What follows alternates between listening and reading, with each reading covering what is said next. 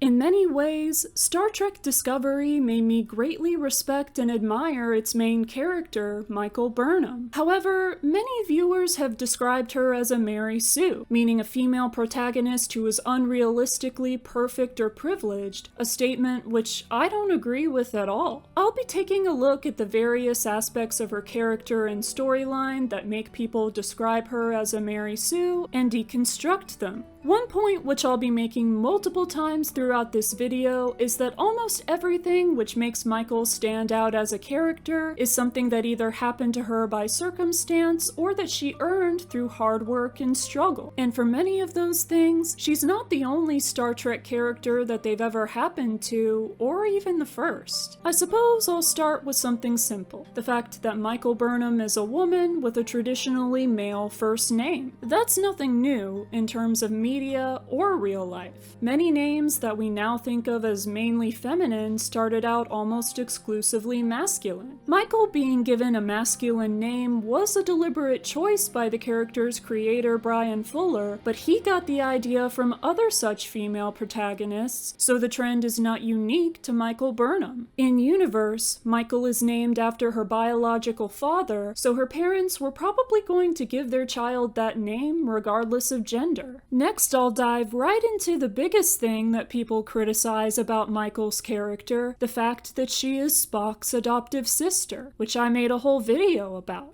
While Spock is very likely the single most famous Star Trek character, and the decision to make her related to him was quite possibly the result of executive meddling, if we look at things from a Watsonian perspective, Spock wasn't famous yet during the time when Michael was part of his life. He was only 6 years old when she was adopted, and she was older than him. Michael is also not Spock's only sibling, nor the first to be introduced. She is certainly not the only person to have a significant impact on Spock's life and who he grows to become. That leads me to another point, Michael being the daughter of Ambassador Sarek. Her story of being adopted by Sarek and his wife is described as being well documented, but it's not like Michael chose who adopted her. The reason she is adopted at all is because her father was murdered and her mother disappeared and was presumed dead. As for Sarek being the one to adopt her, it likely has at least something to do with her living in a joint human and Vulcan outpost when she was orphaned. Michael is not the only prominent Star Trek character to be raised by members of a species other than her own, as exemplified by Worf. Sarek had very specific expectations of how Michael would fit into their family once she became part of it, that she would teach Spock empathy and assimilate into Vulcan society to prove that a human, and therefore a half-human like Spock, could do so, but that's all on him. Michael is notably revived by Sarek and receives part of his katra, but it's heavily implied in The Next Generation that Jean-Luc Picard also retains a piece of Sarek's katra. Besides, Michael was a child at the time and a victim of terrorism, and she didn't deserve to just die prematurely right then and there. The procedure Sarek used was rare, but not unheard of. Michael is the first human and very likely the first non-Vulcan to attend the Vulcan Science Academy and graduates at the top of her class, but that's something she could have only received through her own hard work, probably having to work harder than everyone else to prove her competence. Even then, she doesn't get everything she works towards even though she deserves it, since she's denied entry into the Vulcan Expeditionary Group.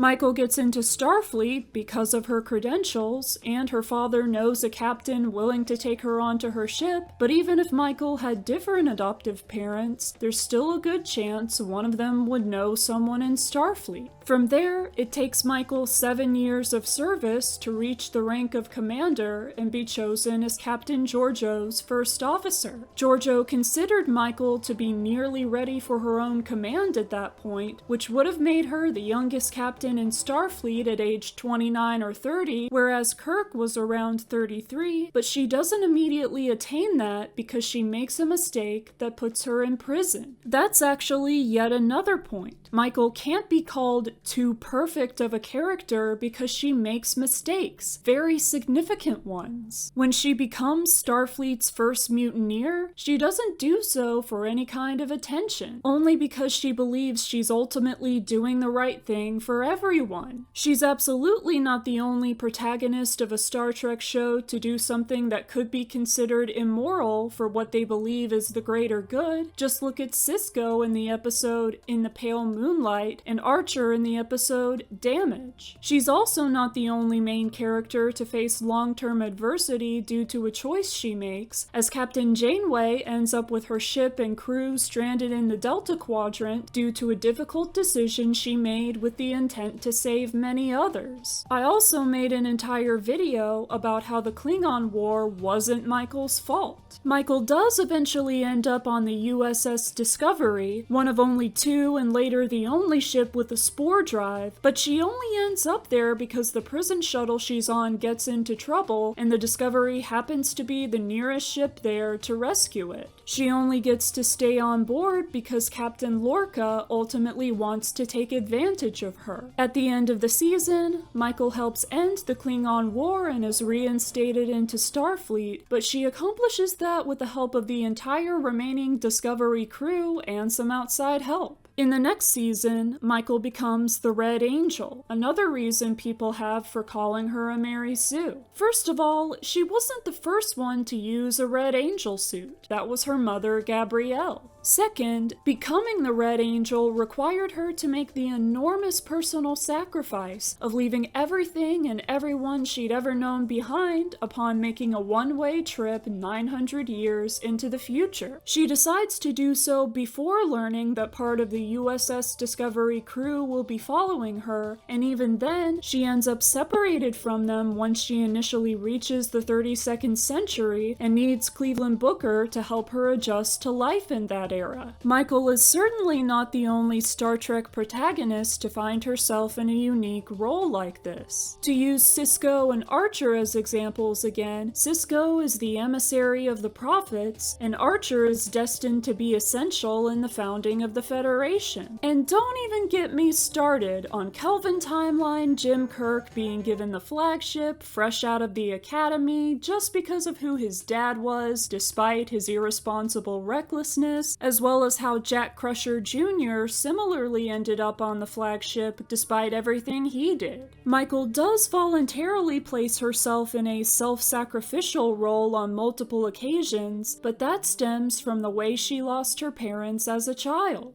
Trauma changes how people view themselves, and her parents sacrificed their lives to save hers, which likely gave her a near lifelong sense of survivor's guilt and perceived necessity to give herself up to save others in turn. Michael's role as the Red Angel notably helps save all sentient life in the galaxy, but she does it with the help of multiple other people, and the Control incident is not the only event which has threatened the entire galaxy. I'd point to the giant amoeba from the Immunity Syndrome as another such phenomenon. In Star Trek Prodigy, the Loom threatened the entire Prime Universe. Michael is not the first protagonist of a Star Trek series to not be captain at the time she is introduced, because Deep Space Nine begins with Benjamin Sisko at the rank of commander, and he later attains the rank of captain just as Michael eventually does. Multiple series since Discovery have also been focused on characters who are not yet or no longer captains, such as Picard being about the titular retired admiral, Lower Decks being about a group of Starfleet ensigns, and Prodigy being about escaped child slaves who become Starfleet warrant officers in training. Personally, I like this trend of newer Star Trek shows trying out a variety of formulas like this, since it demonstrates how extensive the Star Trek universe truly is. As for future releases, Starfleet Academy will be about cadets, and Tawny Newsom's new show will be about civilians, and I look forward to seeing both of those perspectives. Other achievements that Michael attains, such as solving solving the mystery of the burn and stopping the dark matter anomaly come with her being part of the Discovery's crew, and therefore she doesn't accomplish those things on her own. When Michael does take command of the Discovery, it's because she's invited to do so by the crew after she's repeatedly proven that she's capable of being that kind of leader. In the final season of the series, Michael meets one of the progenitors, but the only reason she's able to do so is because multiple other people discovered the progenitors centuries before, and she's able to solve the clues as part of a team effort. Additionally, Michael is a xenoanthropologist, so if anyone should get to meet one of the progenitors, it should be someone with that particular expertise, which is again something that she worked for and earned. So, is Michael Burnham a Mary Sue? No.